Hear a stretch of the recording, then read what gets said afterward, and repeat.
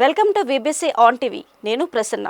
అల్లూరు జిల్లా పాడేరులో ఆదివారం మధ్యాహ్నం కుండపోతుగా వర్షం కురవడంతో వాతావరణమంతా ఒక్కసారిగా చల్లబడడంతో ఉక్కపోత నుండి ప్రజలు కాస్త ఉపశమనం పొందారు. వర్ష ప్రభావానికి పాడేరులో జనసంద్రత స్తంభించింది.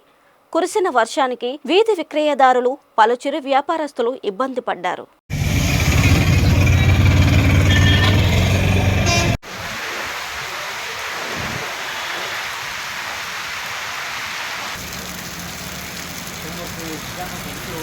క్లోజప్ చేస్తే